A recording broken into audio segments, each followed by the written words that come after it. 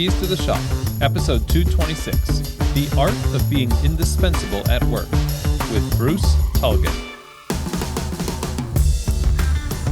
Well, hey everybody, and welcome to another episode of Keys to the Shop, where we give you insights, inspiration, and the tools you need to grow as a coffee service professional. My name is Chris DeFerio. I'm your host for the show. Thank you so much for tuning in. I want to remind you to subscribe to Keys to the Shop. If you haven't done so yet, just hit subscribe wherever you listen to this podcast. Also, if you think of it, be sure to share these episodes with a friend, and you can also leave a rating or review over at iTunes. That would be really fantastic as well. We have an online community I wanted to remind you of. Also, it's on the Mighty Networks platforms, the Keys to the Shop Mighty Network community. And this is a private network of people who are like-minded coffee professionals who want to encourage each other, share solutions, ask questions, and generally help each other thrive as coffee professionals. If that sounds interesting to you, we're building that group up slowly but surely, and discussions are starting to flow, and I hope to see you there. If you want to do that, just click on the link provided in the show notes, and again, hope to see you there. So now, today's episode is brought to you by Prima Coffee. Prima Coffee is absolutely one of the best specialty coffee equipment suppliers that you could partner with for all of your coffee shop's commercial equipment needs. That goes from grinders to espresso machines, brewers, even restaurant equipment like under-counter refrigeration. They can really hook you up over at Prima Coffee. They get the best equipment from all over the world, and then they work closely with their customers to make sure that what they purchase actually fits their needs and does so very well. So go check out the website, prima-coffee.com. You'll see the great selection of equipment, but you also see a lot of great resources teaching you about the equipment and about coffee, because in the end, they are all about equipping you with the equipment and the knowledge to be successful in specialty coffee. So I highly recommend Prima Coffee as a partner with your business to help you with your commercial equipment needs, prima-coffee.com. This episode is also brought to you by the always wonderful Pacific Barista Series. This is the gold standard for plant-based performance beverages because they designed these for baristas, but also with an incredible amount of feedback from professionals from all over the world, so that when this ends up on your counter and in your customer's cup, you know that you're going to get something that is balanced. It's not going to overwhelm the coffee flavor. It's going to have amazing texture and just perform on bar the way that you really hope a performance plant-based beverage would, with options like almond, soy, oat, rice, hemp, and more. You know you're going to get something special that is going to be enjoyed by your customers. So check them out over at pacificfoods.com. Click on the link in the show notes to find out more information about how the Barista Series from Pacific can really elevate the plant-based offerings in your cafe.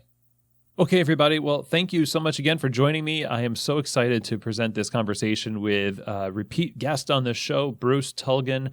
I really like Bruce's work, apparently, because I've had him on the show now. This will be the third time. First time was for his book, It's Okay to Be the Boss. And second, it was to talk about the 27 challenges that managers face. And today we are talking about his brand new book available for pre-order right now, The Art of Being Indispensable at Work. Bruce Tulgan is a best-selling author, again, of It's Okay to Be the Boss, which I think is probably my number one recommended book for managers, bar none. So if you don't have that book, please go buy it and read it like today. And he is also the CEO of Rainmaker Thinking, which is a management research, consulting, and training firm that he founded in 1993. So all of his work is based on 27 years of intensive workplace interviews that has been featured in thousands of news stories around the world. Bruce's writing has also appeared in the Harvard Business Review, Business Week, HR Magazine, the New York Times, Los Angeles Times, and USA Today. Bruce's newest book, and what we're going to be talking about today, The Art of Being Indispensable at Work, that's available July 21st.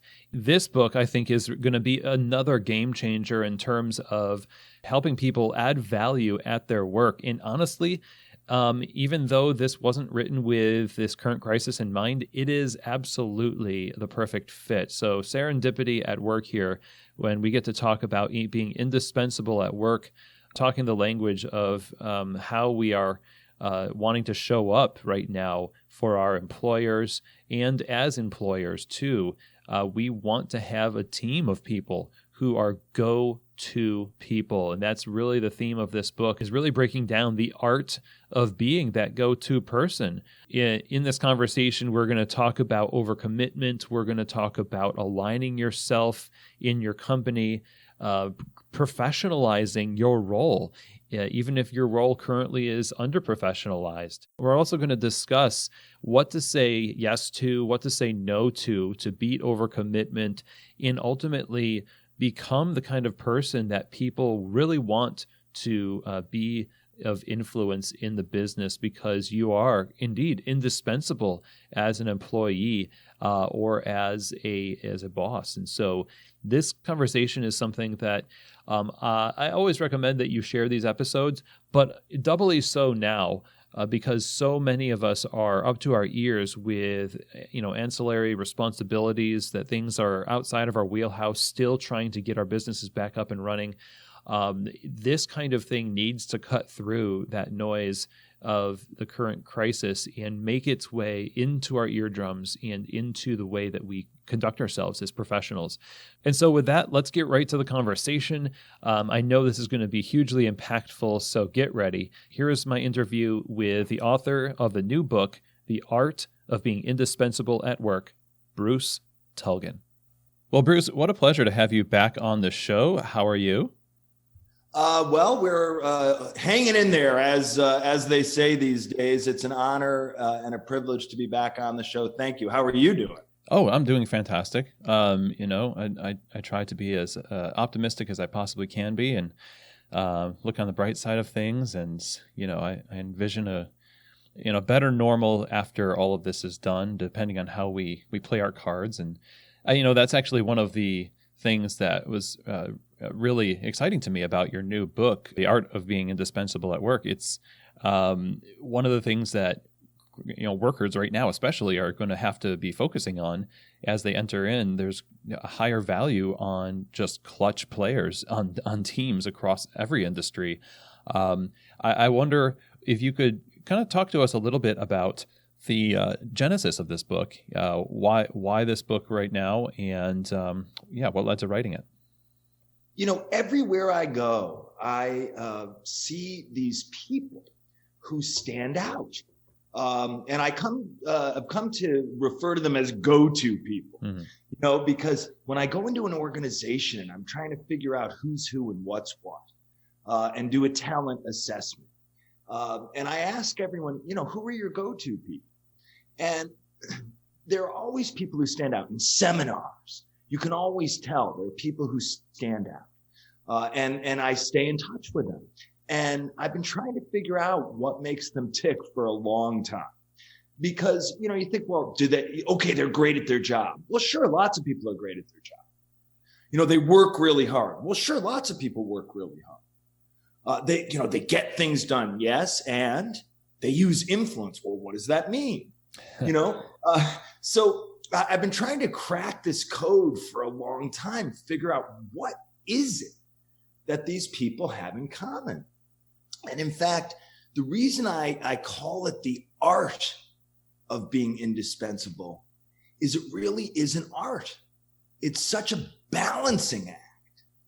Because, if you want to be one of those indispensable go-to people, right? You could say, oh, well, I'm going to be one of those ones who plays politics and builds personal rapport, right? Or I'm going to be one of those ones who learns to work the system or work around the system, right? I'm going to be one of those people who works around the rules and around the hierarchy and steamrolls. And I'm like, I'm slick and effective. And but of course, what ends up happening is nobody likes that person. And if you really want to have influence, it's not about getting your way with people. Real influence is about when other people want to do things for you, when other people want to make good use of your time, when other people want to contribute to your success. right? They because of the way they think and feel about you. So it's tricky because influence belongs to you, but it resides in the minds and hearts of other people, right? So it's really an art. So then you say, oh, okay, well, I know, I'll just be service-minded. I'll be one of those people who serves others. And that, then you're on the right track, right? Service to others is surely on the right track. But then you feel like you want to say yes, yes, yes to everyone. You want to say yes, yes, yes to everything. I mean, if you're going to be one of those indispensable go-to people, you want to be the one who says yes, yes, yes. But here's the dilemma. That if you say yes, yes, yes, yes, yes to everyone and everything, pretty soon you find yourself overcommitted, drowning in other people's priorities. And pretty soon you're juggling, and you can't outwork everyone forever and juggle. If you juggle and juggle and juggle, what happens? You're going to drop the ball. Exactly. So what ends up happening is people, they try. And I watch people who want to be go-to people think, okay, I just got to have a great attitude. I just got to outwork everybody. I just got to say yes to everyone and everything. And then I'll be one of those go-to people. But what happens is they succumb to overcommitment syndrome. Pretty soon they're drowning. When you're drowning, you start to get siege mentality. And then every single request seems like an onslaught. And then pretty soon you find yourself saying no to everyone and everything because you feel like you have no choice. Right? So it seems like an unsolvable conundrum. And that's what got me really interested in solving the puzzle. You're really hitting the nail on the head here. I imagine for most industries and most teams in coffee, I know that this is true because there are levels of authority within the shop that the lines are blurred sometimes, and you want to take advantage of that and kind of if you're a career-minded professional in any place, you're going to take advantage of, whatever slack you're given to make yourself stand out. And I like what you're talking about with overcommitment, because so many managers, they burn out. They try to impress their boss or impress upon their boss, as it were, that they are that go-to person. And then they really regret that version of being a go-to person, or at least how it's, mutated at the hand of their maybe misguided efforts. And so I wonder if you could elaborate a little bit on the first steps or the character traits of go-to people, the go-to people that aren't the overcommitted ones, but the ones who are being wise with the way they're approaching it in regards to the existing authority within their organization. Well, look, if you're going to be a go-to person in any kind of sustainable way, what you end up realizing is there's no shortcut other than playing the long game. So you have to think about how things are going to work out best for everybody in the longer term. But you have to make those decisions one moment at a time. So, for example, you don't want to find yourself steamrolling other people and then finding out, oh, what I did isn't permitted, or the chain of command is against it. We did it anyway. This is I call it proceed until apprehended. Where's the boss? I don't know. Let's just do it. Or some people say it's better to ask for forgiveness than ask for permission. They'll thank us later. Yeah. And the reality is if you get in the habit of proceeding until apprehended, often, and if your colleagues do that, just turn it around, right? What if you're trying to work things out at your own level, like they tell you to do, right? hey, well, don't go over somebody's head, right? Hey, wouldn't it be better if you worked things out at your own level, and work it out with your colleagues? So you try to do that. And then, it turns out your colleague's like, yeah, this will be fine. But it turns out your colleague was not aligned with his or her immediate leader, manager, supervisor. So they come back to you a day later, a week later, a month later and say, oh yeah, we weren't allowed to do that. So sorry about that. So you've wasted all this time and energy because you relied on your colleague, but your colleague was not aligned. Your colleague was proceeding until apprehended. And likewise, if you do that, you end up wasting a bunch of your time and other people's time. And what ends up happening is, if you keep doing that, so think about all the different ways you do that. Like you want to say yes to somebody, but you realize that you have other responsibilities that might be compromised.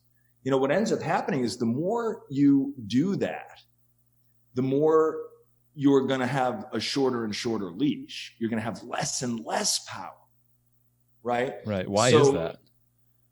Well, because somebody is in charge. Right? That's the funny thing is, people say, well, I'm supposed to work things out at my own level, but I don't have enough authority. So I'll have to use influence. Except what does that really mean? And, it turns out the reason that's a bit of a red herring is that, number one, somebody is in charge. So decisions are being made, and your best bet is to align with authority. Now, sometimes people will say to me, well, does that mean I have to go to my boss, and check and double check and triple check every time? The answer is yes, if you are not sure, right? So if you get in the habit of going vertical, right? Before you can go sideways and diagonal, you got to go vertical, go up, go over your own head first. Check with your boss over and over and over again. How often do you have to do that? Until you already know what your boss would say in advance. If 9 out of 10 times or 99 out of 100 times, you already know what your boss would say, you have more power, not less. So if you don't have authority, step one, align. And by the way, if you have direct reports, they're in the same pickle, trying to work things out with people at their level without clearly defined lines of authority. And so you got to help them stay aligned. Make sure they have clear marching orders, a clear set of priorities, clear next steps, a clear understanding of what they can do and what they can't do. So vertical alignment turns out to be a critical anchor for operating in an environment where there's so much sideways collaboration. I mean, the reality is everywhere you go, people say, look, my boss is super busy. I deal with people sideways and diagonal all day long, and the lines of authority are not clear.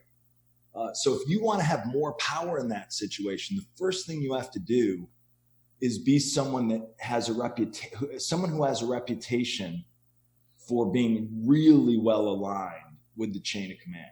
Oh, that person always knows where the bosses are coming from, what the priorities are, what the rules are, what the marching orders are. You can count on that person. And when that person says yes or no, you know that they're alive.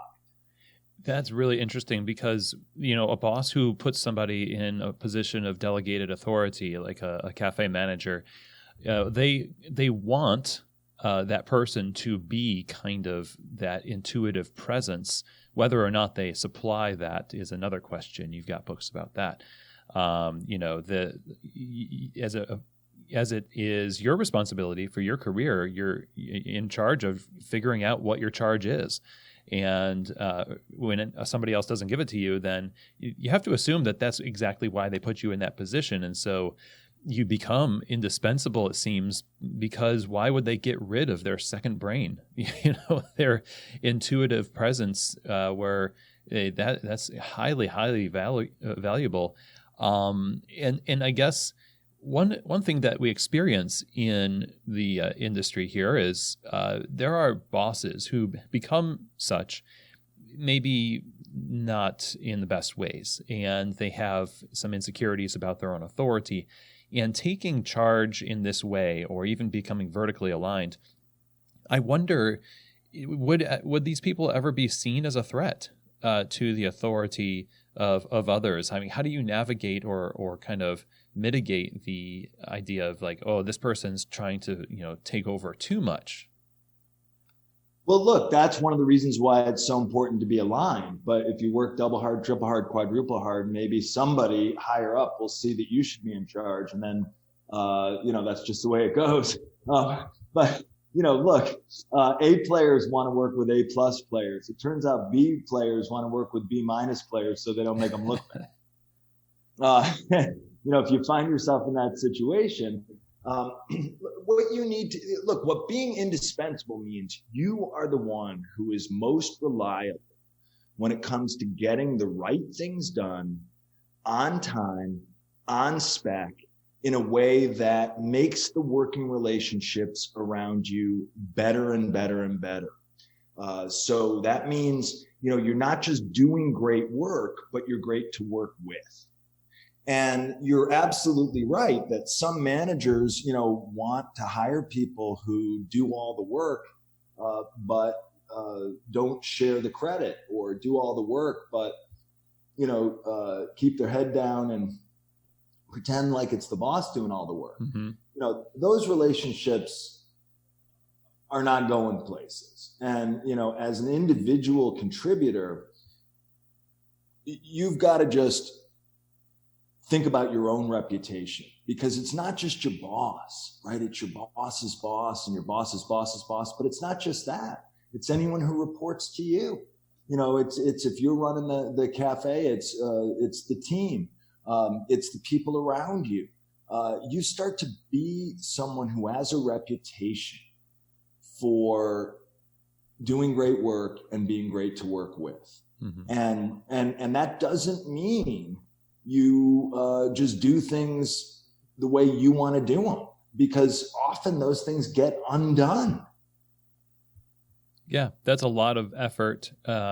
You're what is it? The saying, barking up the wrong tree, I guess. And you're trying, but in the wrong ways.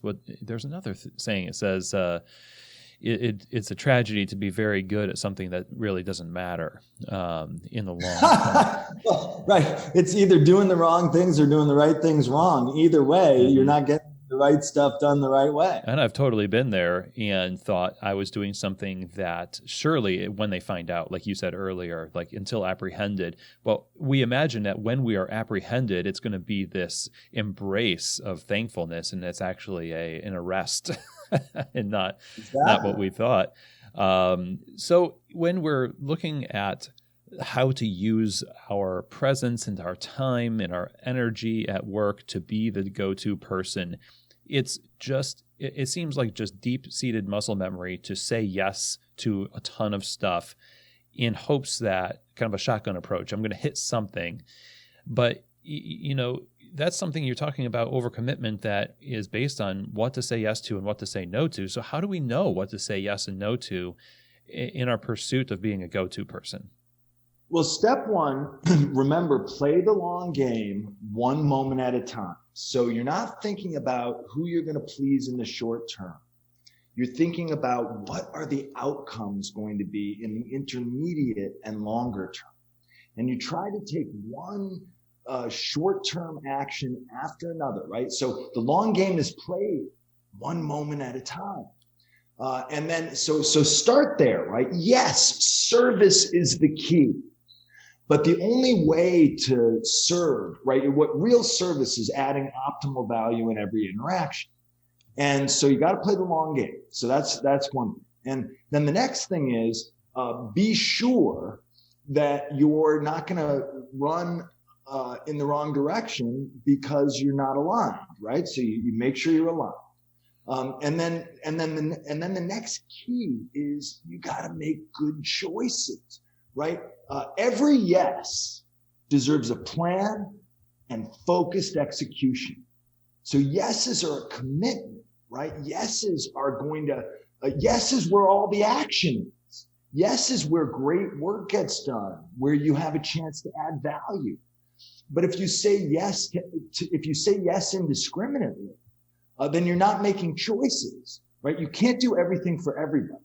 So you want to do the right things and for the right reasons, right? Some people, they're just like, oh, well, I'll do stuff for the biggest big shots. Well, that is no way to ensure the right outcomes in the intermediate and longer term, because sometimes the biggest big shots don't have the most important opportunities for you to add value.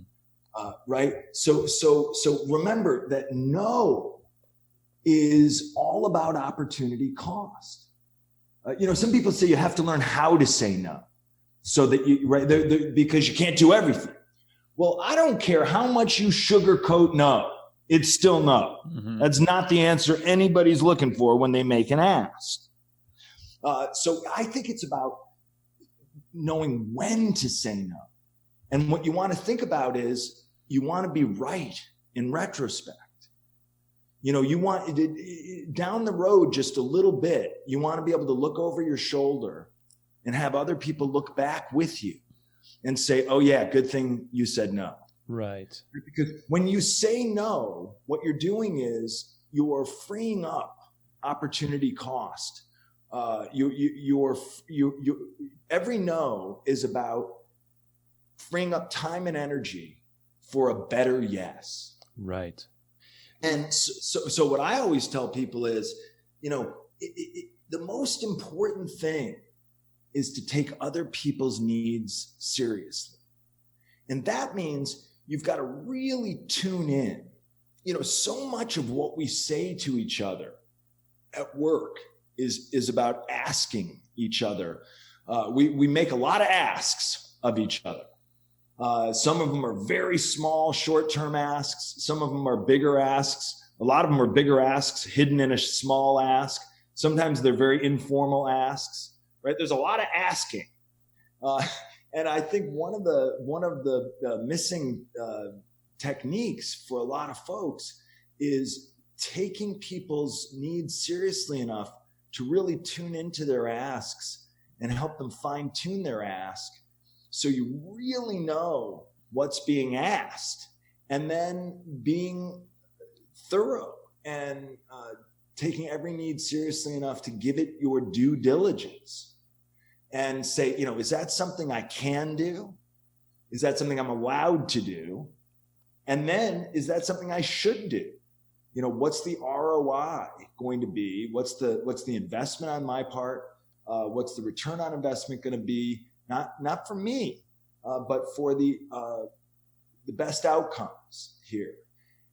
And then, when you say, oh yeah, that's something I should do, sometimes you don't know. So maybe the answer is not yet, or, the reason it's so important how you say yes, because it may be, yes, that's something I want to do in 2 weeks. So I could do that for you in 2 weeks. I can't do that now. Mm-hmm. So this is a good example of where being indispensable is really an art, and go-to people who stand the test of time are the ones who build a track record of making good decisions about yes and no, right? So if somebody's always yesing you, you worry they're overpromising. If somebody's always knowing you, you worry that they're just either hiding out or they're drowning in other work. And the only reason they're saying no is not because your ask is not legit or a good idea, but they just are overwhelmed, right? But if you're somebody who has a reputation for being aligned with the chain of command and then making really good decisions about no and yes, and then every time you say yes, really taking that seriously and setting it up for success, mm-hmm. so that when you say yes, I know you're going to deliver, right? That's what the real go-to people do that makes them so valuable. That's why their influence, their real influence with others is so great. It's not because they always say yes. It's because they know how to say yes. Mm-hmm, exactly. You're right. And it's the, as you're saying this, I imagine a person in a conversation with their boss where the boss is making one of those asks. And our tendency is to want to have an answer right away, or else we run the risk. We have this risk assessment that immediately happens in our mind that says, if I don't give an immediate answer, they're going to say, well, this is not a go-to person because I need an answer right now, and they're not giving it to me. And so when you're talking about looking back on your decisions in retrospect, I mean, these decisions are things that you have to give yourself time to actually make, I imagine. So you're not saying, okay, well, always giving yourself a really tiny window in which to think through your yeses and nos. I mean, it seems like you need some time to think this through, make a good decision, and even run the risk of temporarily disappointing the plans of the person who's in charge of you in order to fulfill something greater later on. Yeah, I mean, you have to have a good rhythm. That's why it's so important to have a good rhythm of communication, structured communication. And to build a track record not of resisting requests, but of taking requests seriously. So often, if you yes someone, for one thing, you can weaponize yes, right? You can yes someone to make them go away. Right. So sometimes you yes someone because, you want to please them in the moment. You will be remembered not fondly for the yeses on which you fail, right? And you will be remembered fondly for the yeses on which you deliver. You will be much more remembered for your yeses, right? Because that's where all the action is. But of course, if you're somebody who only has no in your repertoire, then, that's no way to be a go-to person. That's why it's an art. That's why it's not easy. That's why it takes discipline, but it takes practice. But in many ways, this is just the basics. The basics are all you need, right? You've just got to have confidence that you're doing the right thing one moment at a time, and that the outcomes of your conducting yourself this way, the outcomes are going to be better. But look, some yeses are easy. Some yeses are easy. And that's why it's important to work smart, right? Because if something is your specialty, if you already have a repeatable solution, if you know exactly how long something's going to take, if you have the answer in your back pocket, right? Those yeses are easy. You know exactly how long they're going to take.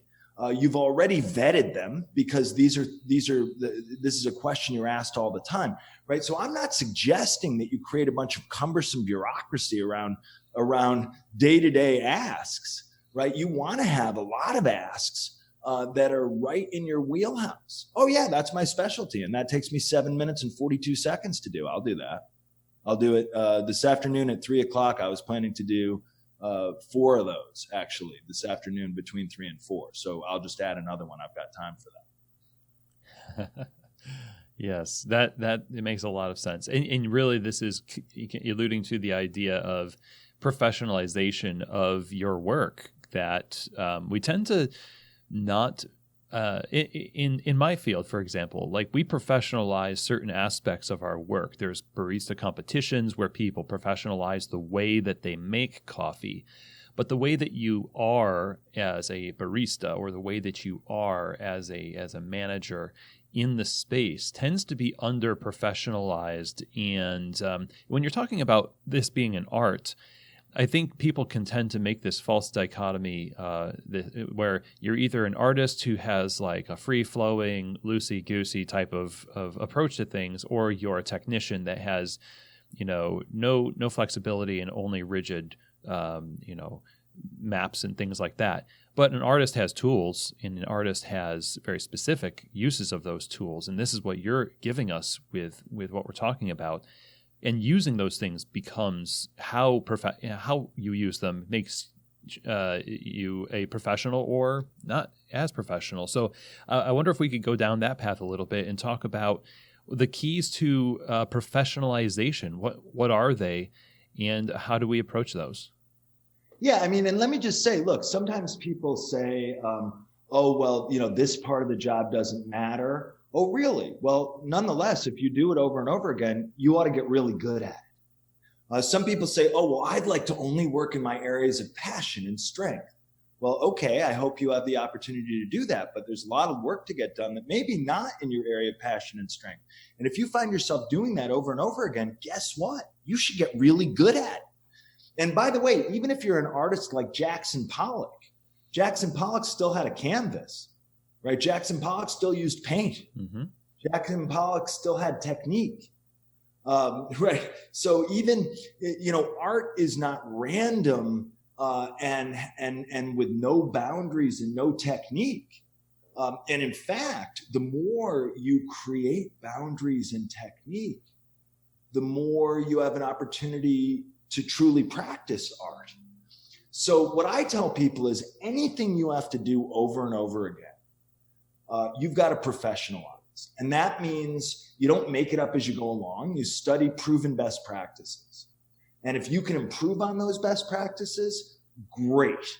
But there's no reason to reinvent the wheel, right? Start with proven best practices and build on that. And if there are recurring problems to solve, well, you should develop repeatable solutions that are easy to deliver for you, easy to deliver very well, very fast. And then you want to create job aids so that you can follow those best practices and practice those repeatable solutions when those recurring issues and problems and opportunities come up. What are those? Well, it depends. What are job aids? Yeah, what are job aids? Give us an example of that. Yeah, a job aid might be just a checklist. A job aid might be a piece of paper with instructions that you give to your customer so that your customer can tune in to your best way of serving. Right? It's anything that streamlines the work and puts you and your customer on track to deliver the service and product the best way that's already proven. It's a tool that helps you do your best work smart and fast. I like that. Yeah, and that's a job aid. It's interesting because the checklists that some people make. Especially now, for instance, a lot of pivoting happening in the coffee industry. People are making new standard operating procedures for things like, curbside pickup of coffee, for example. And when employees take the initiative to lead that charge, I think they're going to be remembered as the person who created that job aid and intuitively knew that we needed something like that to help us achieve our goals in hospitality and quality and all that stuff. So that's awesome to create, not just for yourself, but it can also become an institution because some managers just don't think to create something like, we talk on the show about a checklist for when shift change happens between the morning and the night. If you create that for yourself, it just might become canon in the manual, and you're the one who kind of wrote it, and you might be remembered for that. Yeah. So what look, and my advice is you take the existing best practices. If it's something that's already been done before, and you try to build on them. You take the existing repeatable solution. If it's something that's been done before, and you try to build on that. If it's something new, then you take the closest best practice and the closest repeatable solution. So you're not starting from scratch. And then, yes, you build something new. So it's iterative, but it's still innovation. Innovation is usually iterative, at least on some level. And look, then things come up that, one of my favorite tropes in the workplace is that's not my job. Because, right, on the one hand, of course, it doesn't sound very good. But there is some wisdom to it, right? Because what you're really saying is that's not my specialty. That's not something I already know how to do very well, very fast. That's not something for which I have best practices. repeatable solutions and job aids. That's that's one thing you might be saying, right? Now, some things that are not your job, hey, somebody's got to do it. And, and we're either going to take turns, or, hey, maybe you should just adopt that one, and then if that's the case, then you should get really good at it and develop best practices, repeatable solutions, and job aids, so that even though that was some side task, now it is one of your specialties. Oh, yeah. Even if it's taking out the trash, hey, somebody's got to do it, right? Sometimes it's the paperwork, right? It's preparing the documentation for the shift change. Well, hey, I don't really like to do that. That's not my thing. I don't get why we do that. Whatever. It's part of your job. Be really good at it. And then there's another category of stuff that's not my job that might be a huge opportunity. Hey, guess what? If that's not already your job, maybe that's a new opportunity to develop a new specialty. And maybe it won't be just an ancillary task or taking out the trash. Maybe it'll be something that's a new specialty to add to your repertoire that you can really professionalize and really expand what people go to you for. You want to know what you want to be known for, but you've got to also take the work that you have to do and just get really good at it. That's ultimately what it means to professionalize and specialize. Yeah, that's being good at the basics and giving the basics the respect of these job aids and structure, so that, eventually, as happens with all of us, we don't need to look with furrowed brow at the checklist. We internalize it over time, and we, go through it in our head and, cross off the stuff at the end of the night for most of us closing cafes. Or managers that do, any financial administrative work, things like that. And it gives a freedom to kind of,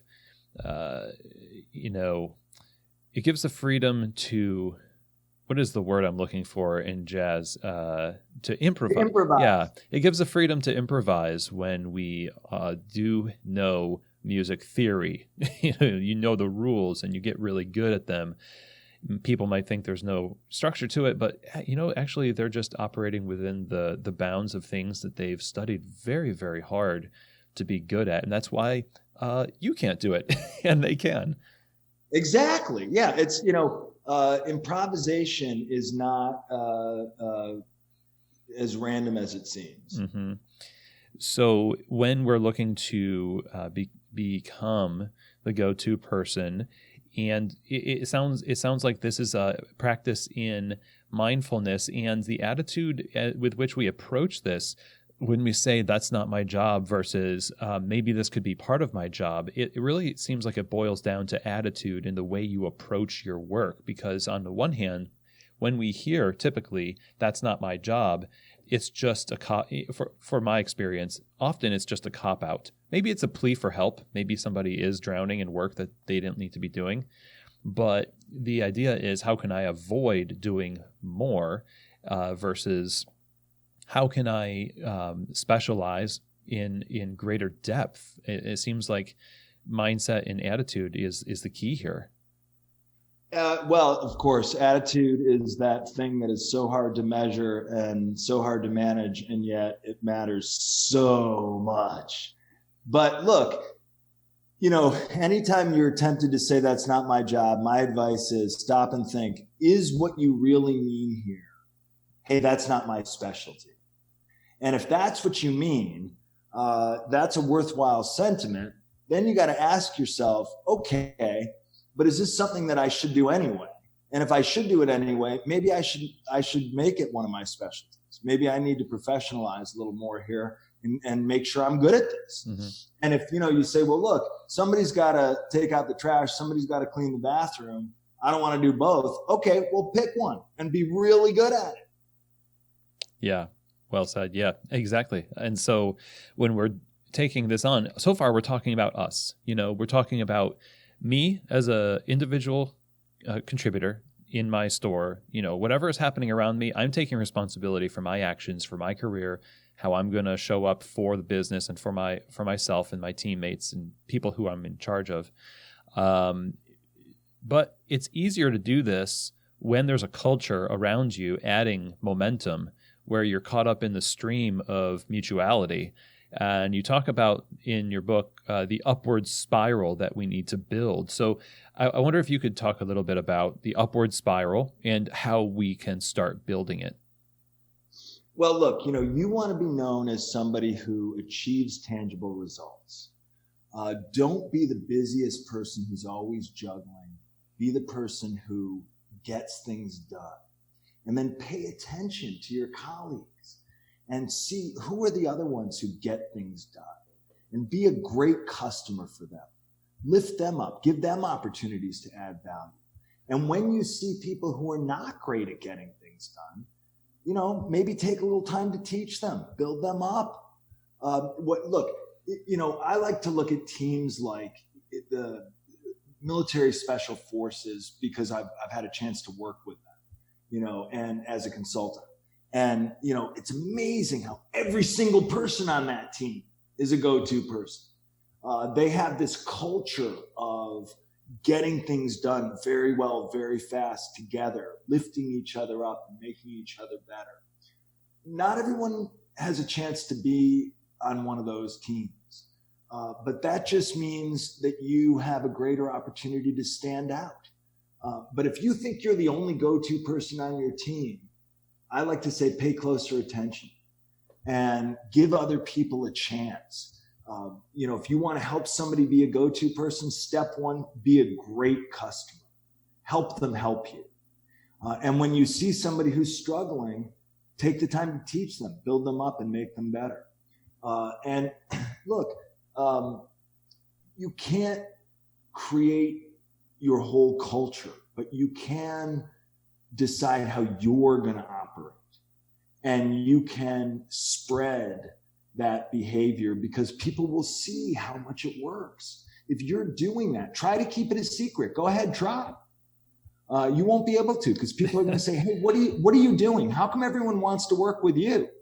Right. And then, maybe you just tell your inner circle, and then people will notice, how come you and your inner circle are getting so much done? And, if you stay focused on getting things done for other people, adding maximum value for other people, you'll find that you have to play a longer game. And you start to build up this real influence, which is that other people want to work with you. They want to do things for you. They want to make good use of your time. They want to contribute to your success, and it becomes an upward spiral. You become somebody who can get things done for them.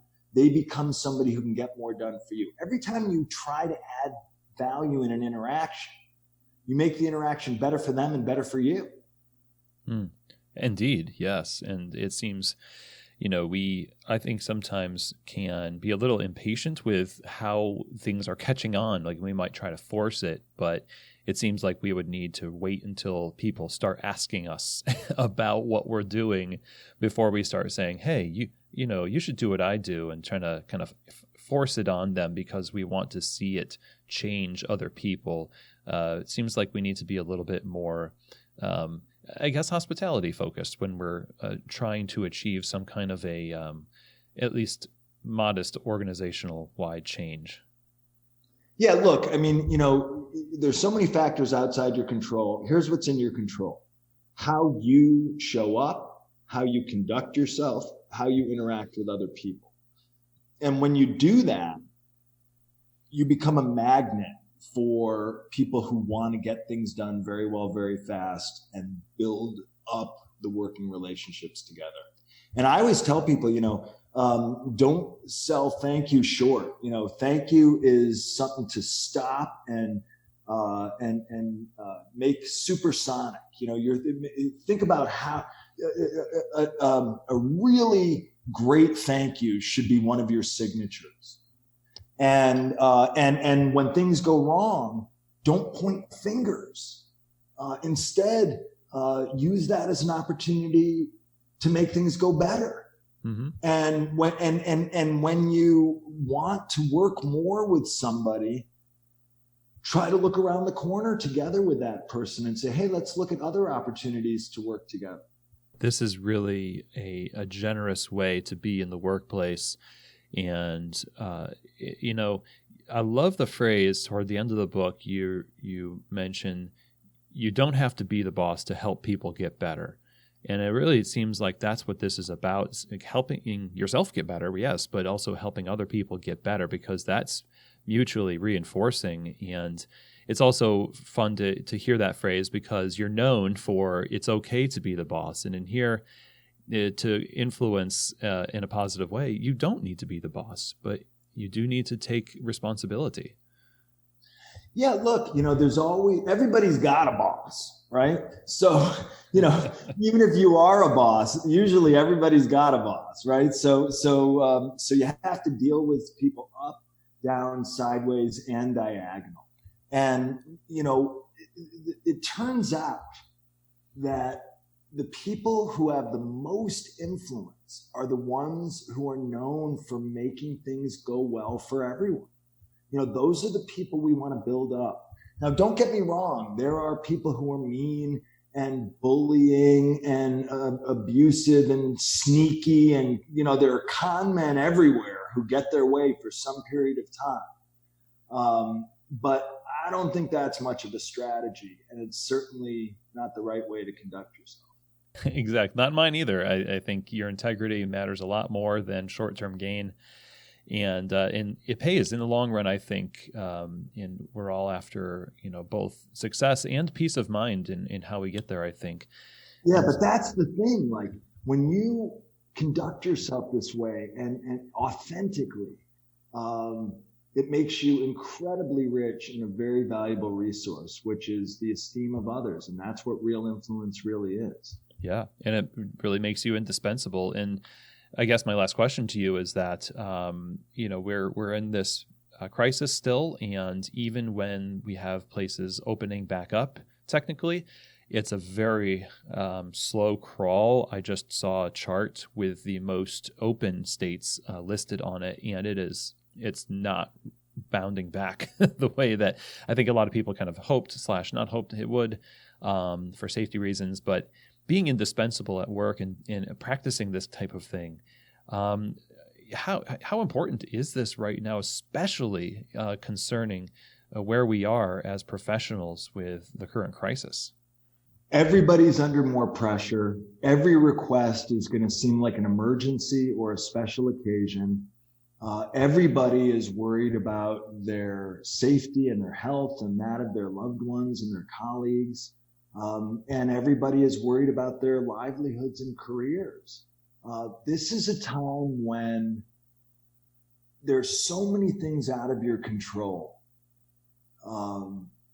You've got to focus on controlling you and be the person that everyone else wants to be more powerful, because when you're powerful, it's better for everyone.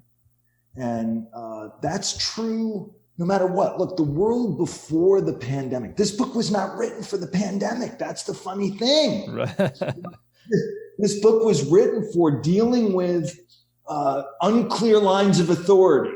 This book was built for dealing with overwhelming demands at work. This book was built for operating in a world where there are so many factors outside your control.